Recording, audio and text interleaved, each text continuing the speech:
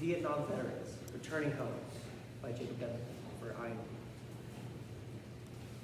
Context: a generation of high school graduates and dropouts, enlists and conscripts were sent to Vietnam to fight in the jungles against similarly aged Vietnamese. Immediately after training, new soldiers were assigned to jobs such as truck drivers, which entailed a life expectancy of 4 days, or machine gunners, who were barely supposed to survive 3 seconds.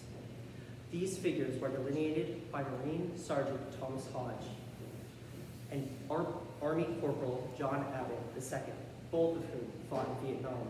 They saw horrors that they remember to this day, horrors in the form of mental illnesses, such as post-traumatic stress disorder, or PTSD, to scar veterans. They witnessed their friends being shot, bleeding, and dying all around them, yet they were unable to save them. Rather, they were forced to watch as a multitude of brutal events unfolded before their innocent eyes. The stark transitions that soldiers faced while still very young adults may have resulted in trauma from PTSD, reckless injury due to careless combat strategies, and isolation due to a different style of warfare.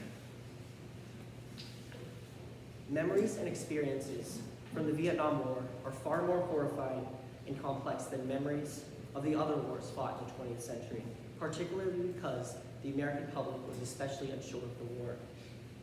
While protests occurred, more soldiers met their fates, with 53,000 Americans and 3 million Vietnamese soldiers killed during the war, lives that the counterculture movement of the time viewed as a needless slaughter. Returning home after the completion of service felt unsatisfying to many. During VE Day at the end of World War II, hundreds of thousands of cheering New Yorkers filled the streets of New York City in support of the returning troops. And yet, Marine Thomas Hodge reports, when we got back to Vietnam, there was nobody out here to greet us, to help us through the trauma that we knew we went through, and how people viewed him as, quote, one of Uncle Tom's hired assassins, end quote. As such, bloody and isolated experiences and isolation from society likely contribute to the PTSD that many Vietnam veterans experience. Tim A. Bowman and others in the American Journal of Public Health asserts that the average age of death in Vietnam was 36 years, while soldiers on average were 23 years of age while fighting in Vietnam. To compare, the United States Census Bureau says that the average life expectancy in 1970 was 70.8 years. The combination of chemical weapon use, perils of guerrilla warfare, and mental deterioration due to stress and anxiety led to the average shorter lifespan of the wounded Vietnam soldier, which was 34.8 years lesser than that of the typical American. One of the various causes of this disparity was the chemical weapon known as Agent Orange. The weapon was used to clear the foliage in the dense, lush Vietnam forest, where the Viet Cong had the advantage of harsh guerrilla warfare. Chemical exposure to these weapons had a delayed onset, and the suffering of these problems led to half the service-related deaths years after the conflict ended.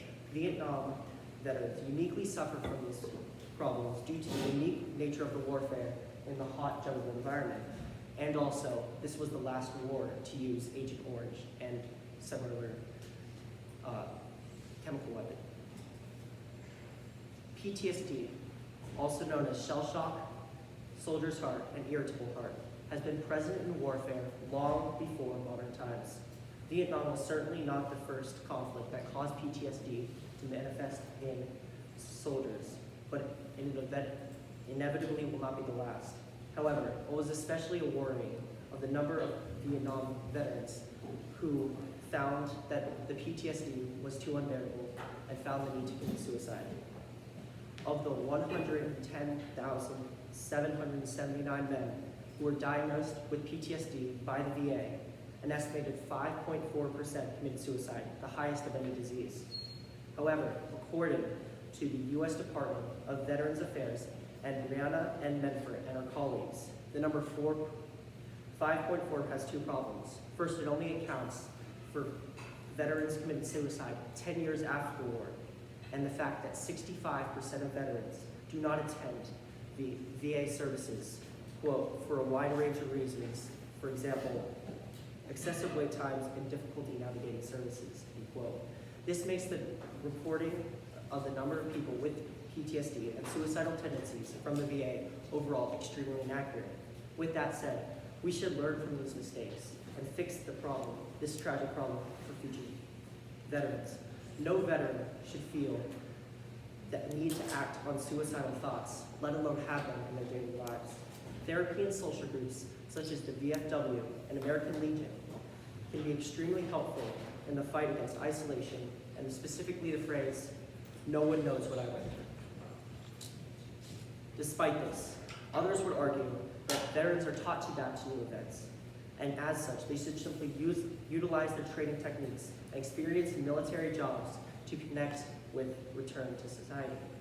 However, research among a variety of fields, researching resilience among the people of Haiti, assert, quote, "We caution that flippantly referring to the Haitian survivors as resilient because they are observed to return to business as usual is a potential distraction for focusing on individual, community level, and covert long-term infrastructure disorders that must be addressed," end quote.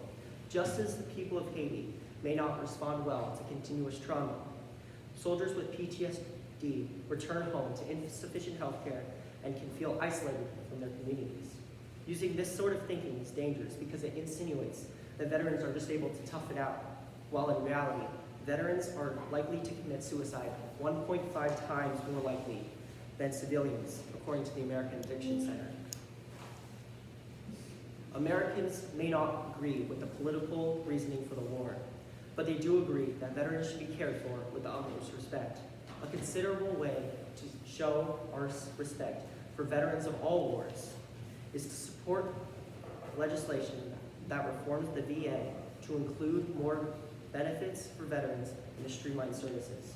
Many veterans don't live where the VA has presence, which could be remedied by creating a more effective and encompassing veteran health care.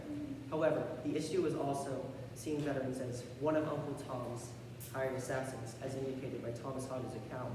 Soldiers in Vietnam didn't have a choice to fight, and yet they perpetually fought for the freedom of Americans. Now they suffer from the consequences of working to protect Americans and adverse political motivation. We should always respect the importance of valiant souls, no matter their intention. Thank you. Terrific. Thanks, Jacob. I got 2 questions for you. Your first one is, did your research go in a different direction than you originally expected? And tell us so if it did.